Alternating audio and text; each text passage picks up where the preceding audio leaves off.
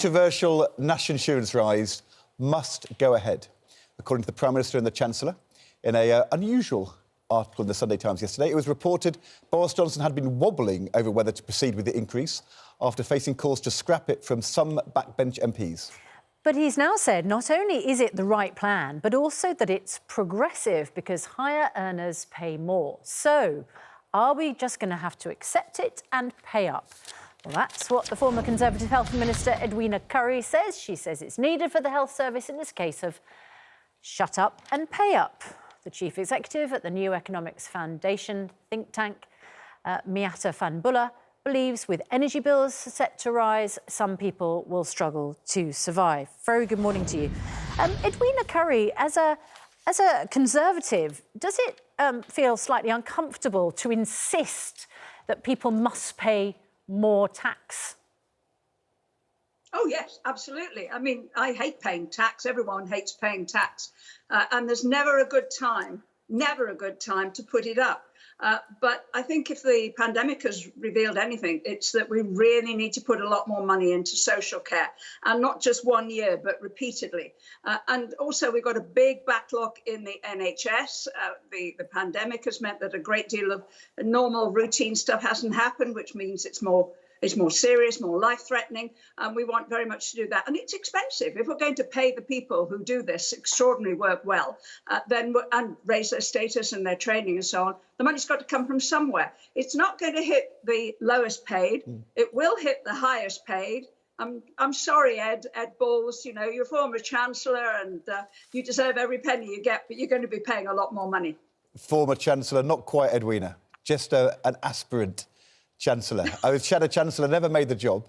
But back in 1992, when you were a very close part of John Major's government, John Major made a manifesto commitment in 1992 not to raise taxes. In his biography, Norman Lamont tried to persuade John Major not to do it. John Major made the pledge. Then he had to raise taxes lots and lots of times. And trust collapsed in the government. You lost the 1997 election. Is there a danger that Boris Johnson and Rishi Sunak are making the same mistake as John Major? Because, of course, they made a pledge in their manifesto not to raise income tax or national insurance. They did. And if you recall, the pandemic wasn't in the manifesto either. That was a completely unforeseen and tragic event, which we're still working our way through.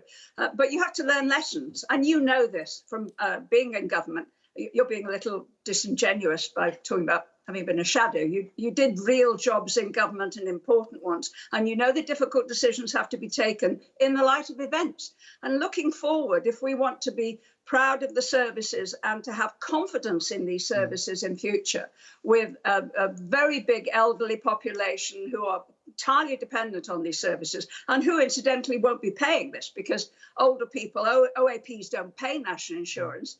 So it'll be the mass of the younger population, working population, who will be paying it on our behalf and on their own behalf in future. I think it's an intelligent, sensible and timely decision. I'm very glad indeed that they are being courageous enough to go ahead with it. Miata Fanbulla, Edwina Currie says what a lot of people say, that it's a progressive tax because it doesn't go on the lowest earners. More is paid by the highest earners. Do you agree? Well, so where I do agree with Edwina is that we absolutely must invest in health and social care, which is on its knees after a decade of underinvestment. I think the question for me is, what is the fairest way of raising the money to do that?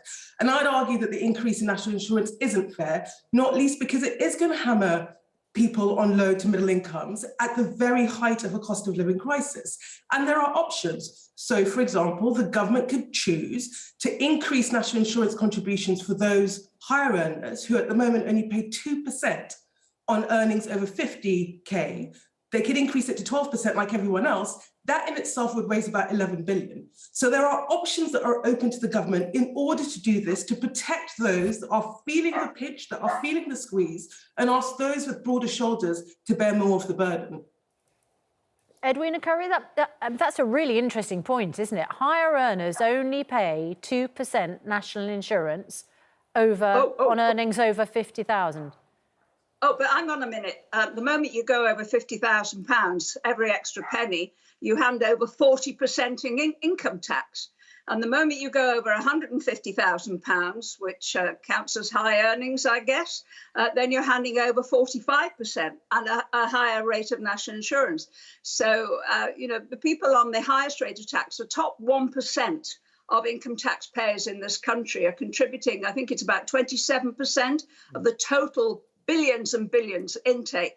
So you've got to add the two together. It's not fair just to look at one. Well, except Edwina, Currie, but national insurance contributions come in on lower salaries than income tax contributions. Sure. So actually, we're talking about more lower paid people paying this increase. Let's call it a tax, national insurance contribution. Sure. But for a start, anybody on less than £9,500 a year doesn't pay a penny in national insurance or income tax. And you can have two people in the household doing that. You don't pay income tax until you get to £12,500. So you could have two people in a household with combined income of 25 grand a year, which isn't much in London, but in many parts of the country in the north, that's close to the national earnings.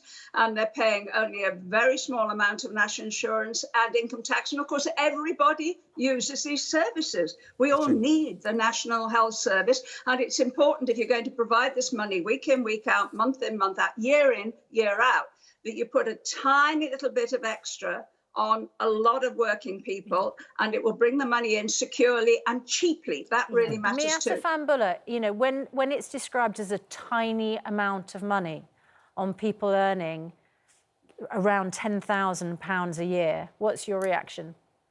I mean, I'm sort of flabbergasted because those people earning $10,000 a year are absolutely being hammered at the moment. Yeah. They are struggling. The analysis that we've done shows that there's about 21 million people, so about a third of the country, who are struggling to afford the basics in order to feed their kids, in order to survive, in order to have a relatively decent quality of life. People are struggling. And in the end, if you see that, if you understand that, and there's a way in which we can do this that asks those that do have broader shoulders to bear a little bit more of the burden, why on earth would we not do that? This is absolutely the wrong time to be asking those on modest incomes to take, even if it's a tiny slug, it is a painful tiny slug when your energy bills are about to increase by £600 a year.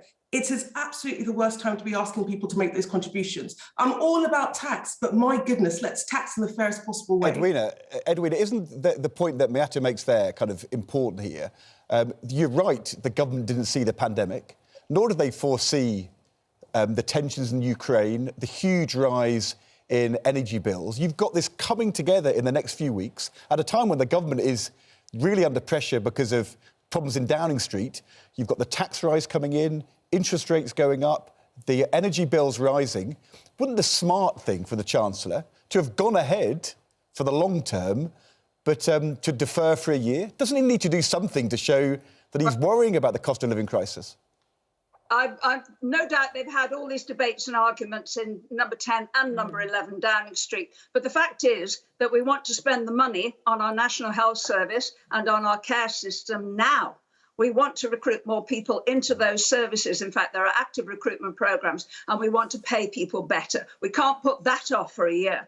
And if you want to do something, as you know full well, it makes absolute sense to be wise about the finances and to bring the money in as soon as you can. It's a very, it's a difficult thing for any Tory to defend. You sound like a Labour politician, Edwina. You sound like Dennis Healey or Harold Wilson. I know. More tax. Gordon Brown or Tony Blair. For more state spending. Remarkable. Amazing. Edwina Currie, thank you very much indeed, Miata Fambula, from the New Economics Foundation.